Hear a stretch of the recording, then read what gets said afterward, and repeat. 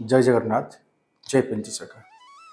सत्य मालिका का और एक नया अध्याय को सबको प्रणाम और स्वागत। आज हम विचार रखेंगे भारत का प्रधानमंत्री नरेंद्र मोदी कैसे सरकार को आए, भारत का प्रधानमंत्री बने और तीसरा बार भारत का प्रधानमंत्री होने जा रहे हैं।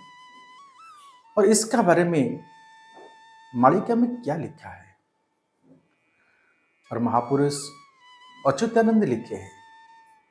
कलि युग का अंत का समय पर ऐसे साधु संत आएंगे जो भारत का अंतिम प्रधानमंत्री बनेंगे। 2013 में सब कुछ तेरा तेरा हुआ था। अब बोलेंगे सब कुछ क्या तेरा तेरा हुआ था? प्रधानमंत्री 13 प्रधानमंत्री हुए थे, 13 राष्ट्रपति हुए थे, उड़ीसा में 13 मुख्यमंत्री हुए थे। और इसी समय 13 दिन का पक्ष पड़ा था। और महापुरुष अच्युतानंद लिखे हैं 13 दिन पक्ष पड़िब जेबे कलंकी को चिंता लागिब तेरे, कलंकी को चिंता लागिब तेरे। और महापुरुष अच्युतानंद अपना ग्रंथ में लिखे जब 13 दिन का पक्ष आएगा, भगवान कल्कि जन्म होने का बाद भगवान कल्कि देव को चिंता होगा कि मैं धर्म संस्थापन शुरू करेगा। तभी वो क्या करेंगे, एक साधु संत को भारत का सर्वोच्च स्थान पर बैठाएंगे जिनका नाम है नरेंद्र मोदी। वो एक तपस्वी थे, हिमालय से तपस्या कर रहे थे, ऐसा मालिका में लिखा गया है। और महापुरुष बोले हैं तेरह हेले कली शेष अवतर तेरुआ अच्युति दास रामचंद्र रे और तत्व ज्ञान उपदेश रामचंद्र रे।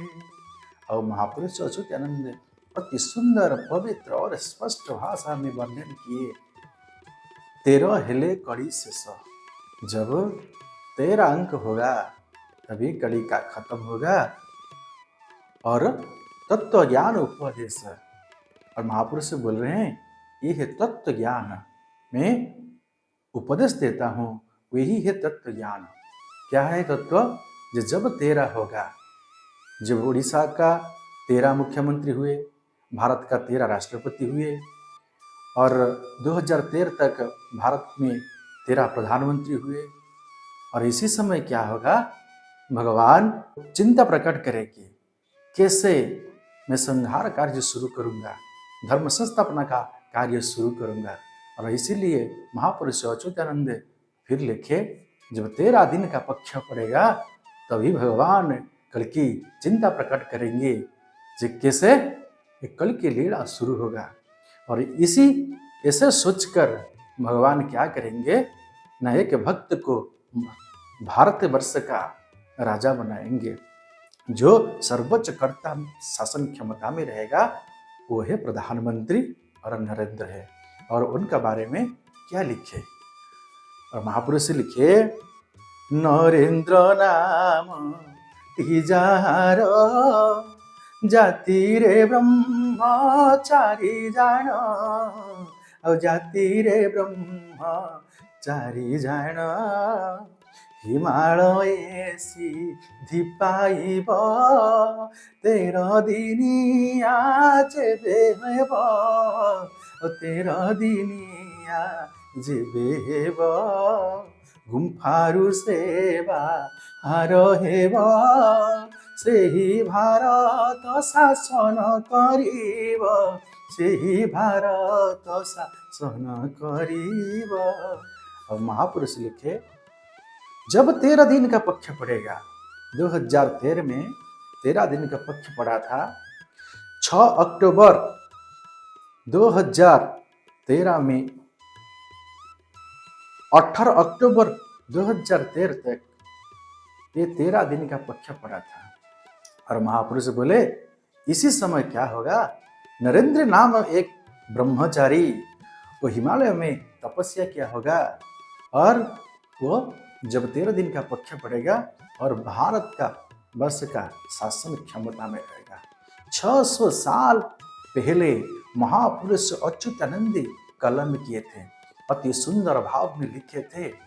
क्यों कि ये महापुरुष का वाणी ये कभी भी असत्य नहीं होगा। इसी समय कागज का टुकड़ा नहीं था, कलम नहीं था, इसी समय तालपत्र का पुट्ठी में महापुरुष अति सुंदर भाव में इसको वर्णन किए हैं। इस 2013 का बाद जब 14 आया तभी मालिका का कथा कथित के अनुसार, पंचसखा का वर्णन अनुसार फिर देश को क्षमता को आए बीजेपी सरकार और प्रधानमंत्री बने यशस्वी नरेंद्र मोदी। ये के साधारण इंसान नहीं है, ये तपस्वी है जिनका बारे में बहुत सारा भविष्य ग्रंथ में लिखा गया है। और दोबारा भी 2019 को भी सरकार बनाए, अभी 2024 को भी महाप्रभु जी की कृपा से ये आज भी सरकार बनाए। परंतु ये सरकार जितना शास्त्रों में लिखा गया है ये 5 साल शासन नहीं कर पाएंगे। शायद इसी का अंदर ही विश्व युद्ध होने वाला है। और जिनका बारे में महापुरुष वर्णन किए थे वो हो गए अंतिम राजा, मतलब अंतिम प्रधानमंत्री। और इसी समय 2024 में भी एक 13 दिन का पक्ष आता है। ये 13 दिन का पक्ष 23/6/2024 से 5/7/2024 का अंदर ये 13 दिन का पक्ष पड़ता है। ये आषाढ़ महीना कृष्ण प्रतिपदा से शुरू कर आषाढ़ महीना अमावस्या का दिन तक ये 13 दिन का पक्ष पड़ता है। ये 13 दिन का पक्ष क्या है? पक्ष तो 15 दिन में एक ही पक्ष होता है।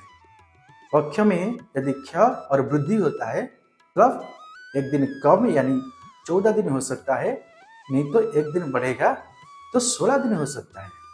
परंतु 13 दिन पक्ष क्यों? जब वो 13 दिन का पक्ष होगा तो संसार के लिए विपत्ति होगा। और ये अंतिम प्रधानमंत्री का बाद कौन शासन करेगा, शासन क्षमता में कौन आएगा, इसका बारे में अगले समय पर हम विचार करेंगे। आज के लिए सत्संग को वहीं पर विराम देते हैं। जय जगन्नाथ, जय पंचसखा।